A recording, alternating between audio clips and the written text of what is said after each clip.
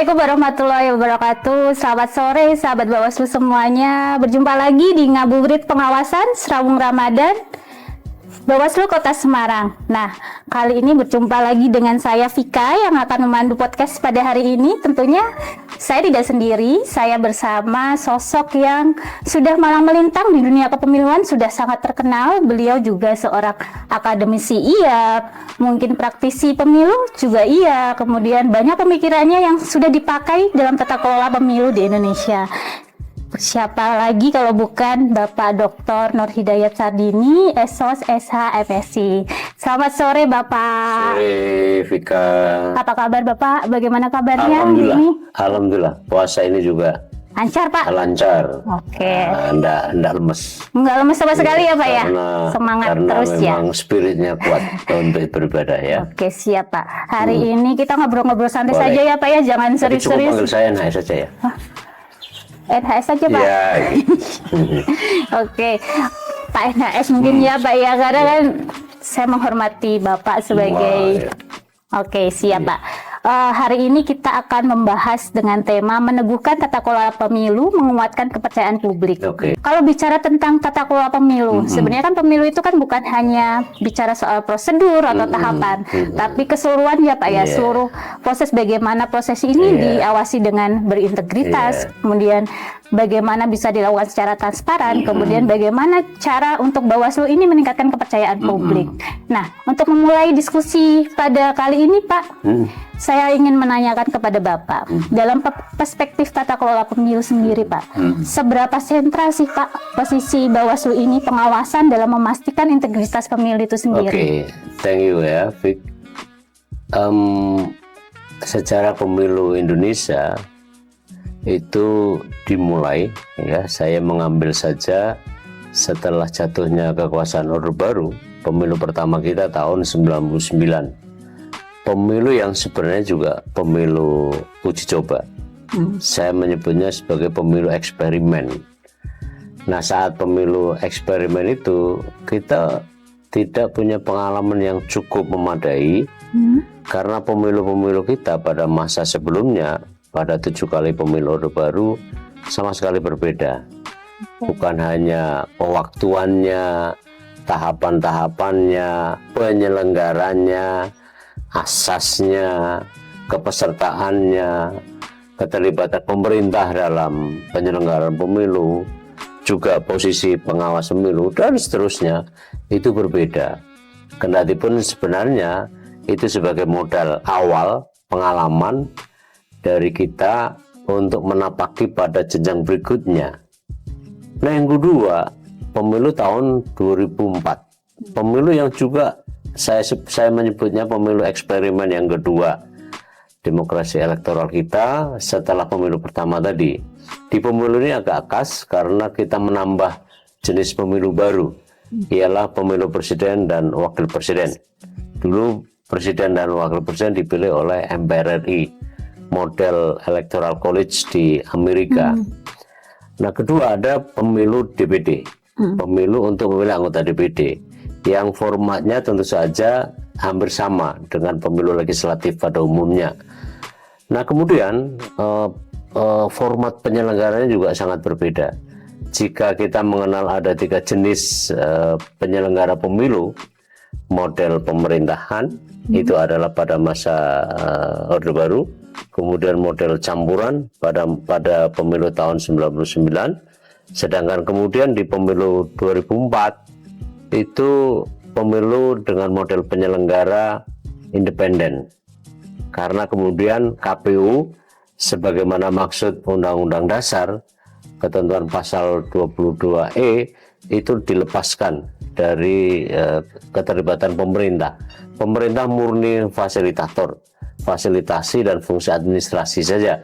Nah, sedangkan itu adalah pemilu benar-benar yang agak berbeda dengan pemilu tahun 99. Maka saya sebut sebagai pemilu eksperimen kedua. Nah, yang kemudian dilakukan oleh KPU adalah merancang dengan sangat baik ya. Saya suka memuji generasi pertama KPU, itu adalah generasi yang brilian. Karena misalnya pemilu kita itu dijuluki oleh charter sender. Itu adalah pemantau pemilu yang sangat kredibel. Jika pemilu dipantau oleh lembaga ini, maka kredibilitas proses dan hasilnya akan diakui secara internasional, dan itu yang kemudian dilakukan. Nah, pemilu kita dijuluki sebagai pemilu terbesar dan pemilu terbesar yang pemilunya di hari H pemilunya digelar dalam satu hari.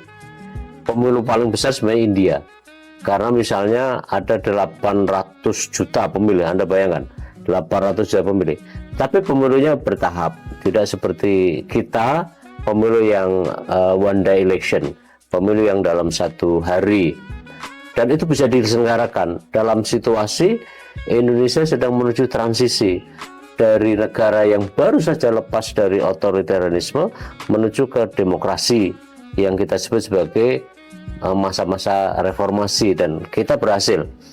Vika tahu korban dari Undang-Undang Nomor 22 Tahun 2007 menjadi Ketua Bawaslu. Oke, Bapak NHS sebagai Ketua Bawaslu. Iya, nah itu adalah produk dari perbaikan hingga pembentuk undang-undang. Pemerintah dan DPR RI menerbitkan, mengundangkan Undang-Undang Nomor 22 Tahun 2007 tentang penyelenggara pemilu. Dan kemudian, ya istilah saya sebenarnya dalam buku saya juga sebut, itu adalah peristiwa yang menjadi salah satu dari batu tonggak ya, yang kemudian melahirkan Bawaslu, dikeluarkan dari tubuh KPU. Saya menyebutnya sebagai yang semula internal audit gitu ya, audit internal menjadi eksternal audit. Puncaknya ada di Undang-Undang Nomor 7 Tahun 2017, di mana ada KPU, di situ ada Bawaslu, di mana ada KPU, di situ ada Bawaslu secara fungsional, karena Bawaslu akhirnya mampu membentuk apa yang saya sebut sebagai check and balance, sama seperti yang ada dalam sistem ketatanegaraan, terlebih setelah kemudian dihidupkannya atau dikuatkannya Dewan Kehormatan Penyelenggara Pemilu. Jadi ketika lembaga ini dalam arti yang sangat terbatas, saya bisa sebut sebagai fungsional dari check and balance, dan secara struktural memainkan saling mengimbangi, saling mengawasi. Belum sempurna, tapi buat saya itu bersifat inkrementalis. Inkrementalis itu artinya makin kesini makin lebih baik, makin sempurna. Tadi sudah dijelaskan dari tahun ke tahun ini ada perbaikan. Kemudian kalau kita melihat dari sejarahnya Bawaslu ini kan Bapak sebagai salah satu founding father ya Pak, dari Ketua Bawaslu tahun 2008 sampai tahun 2011. Artinya tahu betul ini bagaimana desain pengawasan pemilu dari. Bukan hanya tahu, kita pelaku sejarah. Iya, pelaku sejarah ibaratnya. Jadi yang melakukan di situ yang ibaratnya yang pengkaji kebijakannya pada saat itu sampai sekarang bahkan ya Pak, pemikirannya masih dipakai di mana-mana. Kalau kita bisa searching itu di Google sahabat Bawaslu, kalau kita searching Nur Hidayah Sardini pasti langsung keluar banyak gitu. Nah, menurut Bapak, desain pengawasan pemilu saat ini apakah sudah cukup menjawab tantangan kompleksitas pengawasan pemilu saat ini? Ini sebagai pelaku sejarah waktu itu ya. Pertama, struktur harus ditinggikan. Pertama-tama dimulai dari struktur organisasi dulu. Internal ya Pak ya? Internal. Dulu kan Bawaslu cuma satu di level pusat. Begitu pemilu bubar ya dibubarkan, termasuk di level provinsi. Provinsi itu panwas pemilu. Lalu kemudian saya membangun argumentasi dengan buku itu rupa. Ada di buku saya itu, bab 15 itu, yang menurut saya harus ditinggikan apa? Menjadi Badan Pengawas Pemilu Provinsi. Akhirnya ditinggikan. Ya kan? Jadi permanen. Ya, permanen. Waktu itu belum kabupaten kota, karena saya cukup tahu diri, punya perasaan, menjaga perasaan, karena Anda tahu kalau begitu ditinggikan struktur, maka pembiayaan dan segala macam ada. Nah, biarlah generasi setelah saya, dan memang terbukti zaman Prof Muhammad menjadi Undang-Undang Nomor 17 ya, kemudian Bawaslu Kabupaten Kota.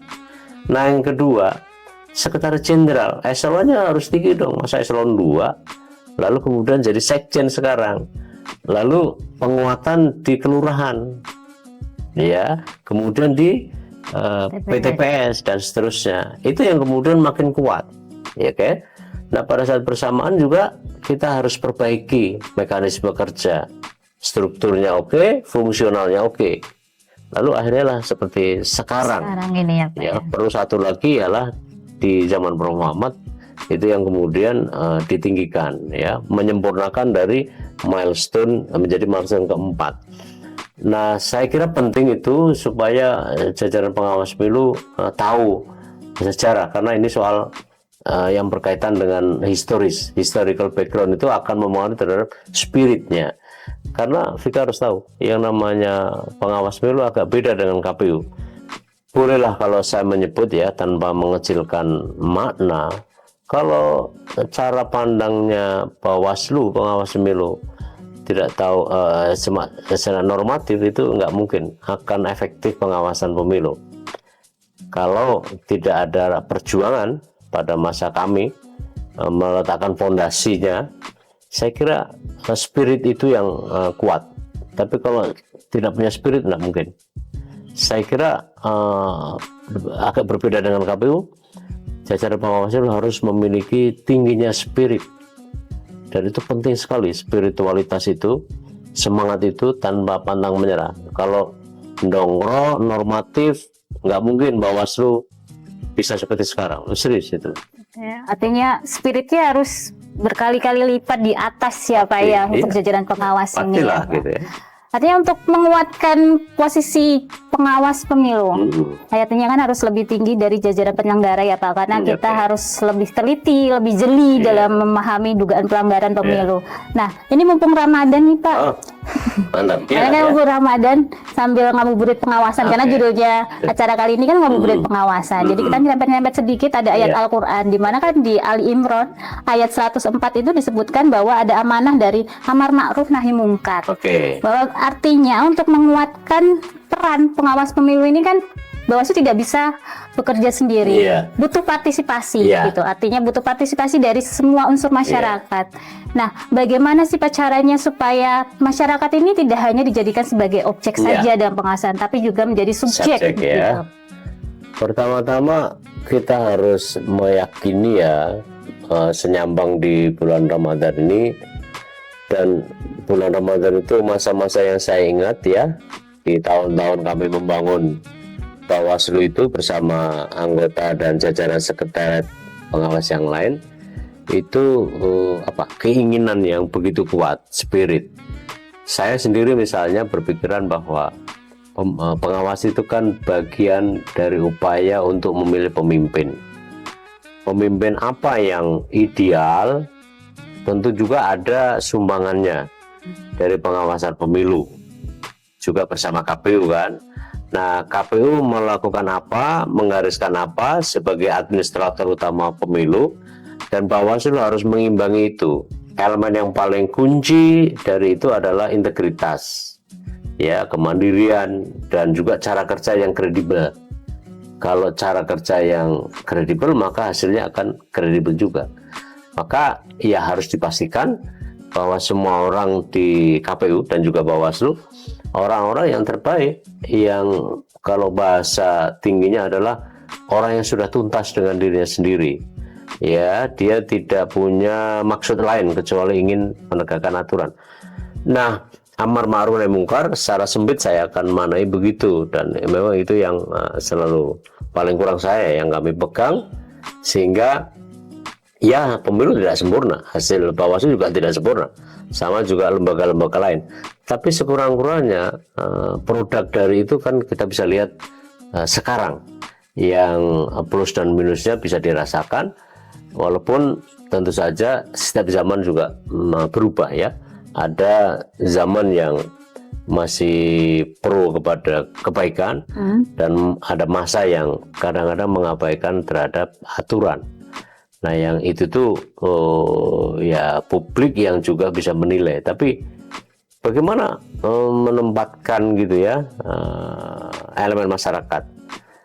Kalau saya begini ya oke lah, masyarakat harus kita ajak, dan memang itu bagian dari demokrasi adalah partisipasi, indikator itu.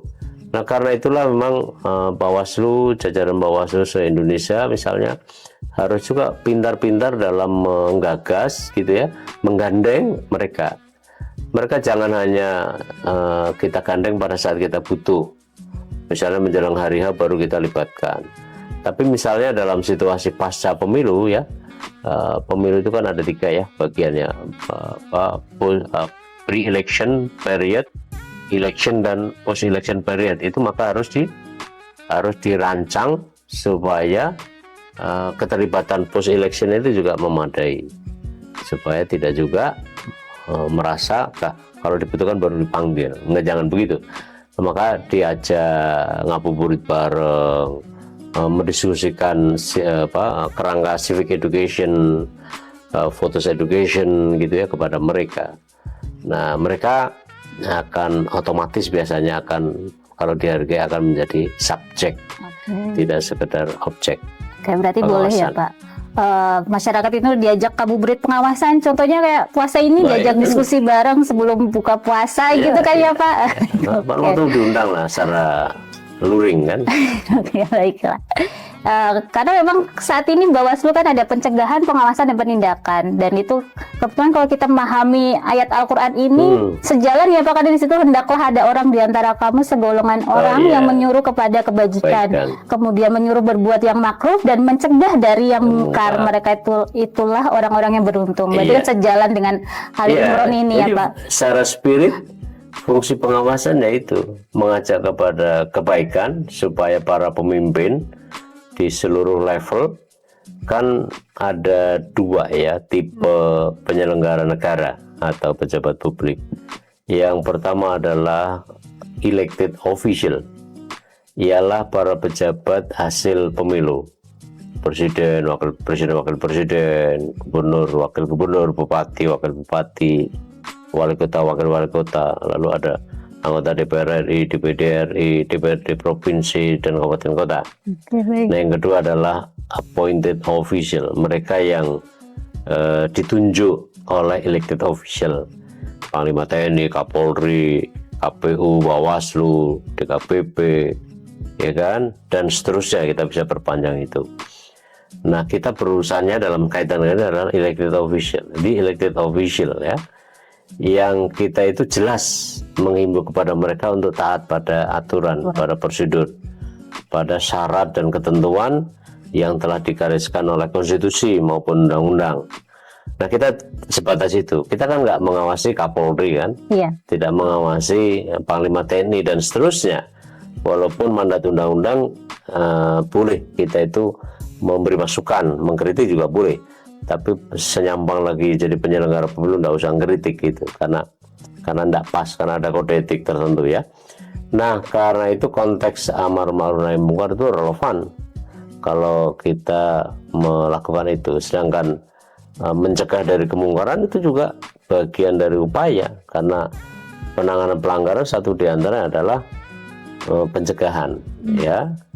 Jadi kalau di konsep yang agak resmi itu ada prevensi, ada represi, dan ditambah lagi dengan preempsi sebenarnya.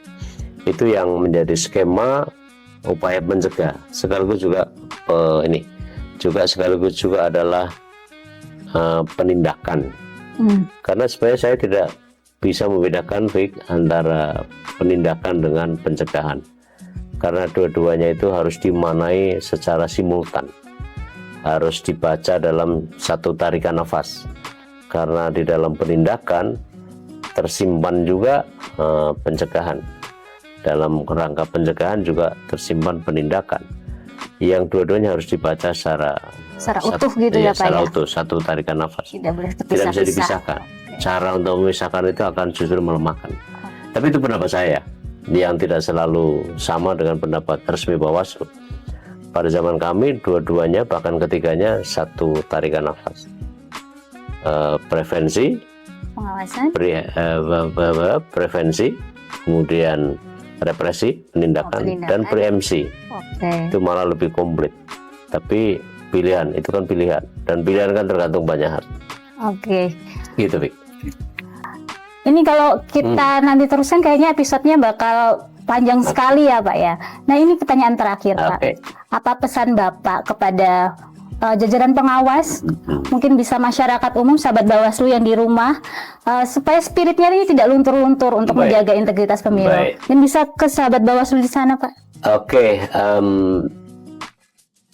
sahabat semua, kalau kita maknai lembaga-lembaga ini sebagai instrumen dari cara kita mengabdi kepada masyarakat, bangsa, dan negara melalui pintu demokrasi elektoral, dan saat bersamaan kita landasi sebagai bagian dari ibadah, insya Allah Allah akan membimbing kita, menyelamatkan kita gitu ya. Dengan tetap juga kita harus konsisten. Kode etik penyelenggara pemilu memberi kerangka kita, ketentuan peraturan perundang-undangan termasuk konstitusi kita telah menggariskan bahwa setiap penyelenggara pemilu itu harus punya kemandirian, punya integritas, dan punya kredibilitas yang tentu saja tidak gampang untuk dipenuhi. Berpikirlah rasional jika menjadi penyelenggara pemilu, karena saya mengalami ya asam garamnya sebagai penyelenggara pemilu, uji coba, disuap, di ini, buat saya bahkan diteror saya. Bahkan saya juga pernah menjadi tersangka di tempat Solo ya, waktu saya memperkarakan menangani pelanggaran kampanye di luar jadwal, dan teror juga pada saat istri saya hamil tua waktu itu. Tapi itu bagian dari pernak-pernik yang saya rasakan gitu ya. Harga mahal dari sebuah integritas harus kita bayar dengan kita konsisten, selalu ingat ya. Dan ini dia, banyak orang pejabat yang terjerumus karena tidak tahan untuk menerima godaan, baik godaan yang enak maupun yang sebaliknya. Biasanya orang tahan terhadap yang godaan besar yang bersifat nggak enak, tapi yang enak-enak justru biasanya akan keok. Tapi jangan khawatir, kita selalu menghindari dari kemungkinan, karena kejahatan itu kan selalu bersumber dari dua ya. Pertama niatan, dan yang kedua adalah peluang. Kalau niatan kita bunuh ya untuk tidak berbuat jahat, dan peluang kita harus cegah, karena dengan cara itu kita misalnya bisa lakukan dengan banyak-banyaklah bergaul dengan banyak orang yang setipe, jangan banyak bergaul dengan orang yang jelas punya kepentingan. Dan ibarat Imam Ali yang pernah mengatakan, jika Anda ingin bau apek ya bergaulah dengan tukang sate yang pasti akan kena asapnya. Sedangkan Anda yang ingin bau wangi, lebih banyaklah bergaul dengan tukang parfum, niscaya akan selalu wangi. Nah, tinggal Anda mau pilih tukang apek maupun tukang wangi. Saya rasa itu aja, nggak usah banyak-banyak pesannya ya. Oke loh, terima kasih Bapak atas kesempatannya. Ini luar biasa sekali pesan terakhir bahwa pengawas pemilu itu harus punya kemandirian, integritas, kredibilitas ya Pak, yang penting ya. Dan semangatnya harus terus-terus dipupuk, jangan sampai longgar. Apa Pak? Oh ya, belajar. Membaca ya Pak ya, intinya ya. Tidak bisa tanpa membaca gitu. Terima kasih Pak sudah berkenan di sini. Pak, saya ada pantun nih Pak, sebelum saya akhiri boleh Pak dari bantu cakepnya? Silakan. Oke. Makan kurma jangan sendiri. Oh, cakep. Biar berkah, bagi-bagi ya. Oh, cakep. Kalau pengawasan berintegritas dari hati, demokrasi sehat, rakyat pun bahagia. Mantap. Cakep, ya. Terima kasih Pak sudah mempersilahkan Bawaslu ini untuk di sini berdiskusi bersama sambil menikmati nanti menjelang buka bersama sambil sepoi-sepoi ini. Iya. Oke, thank you. Terima kasih. Terima kasih sahabat Bawaslu semuanya yang sudah menyaksikan ngabuburit pengawasan Serabung Ramadan. Jangan lupa untuk follow, like, subscribe media sosial Bawaslu Kota Semarang, karena di situ nanti banyak konten-konten edukasi yang bisa sahabat Bawaslu saksikan. Terima kasih. Wassalamualaikum warahmatullahi wabarakatuh. Semoga lancar ibadahnya, puasanya.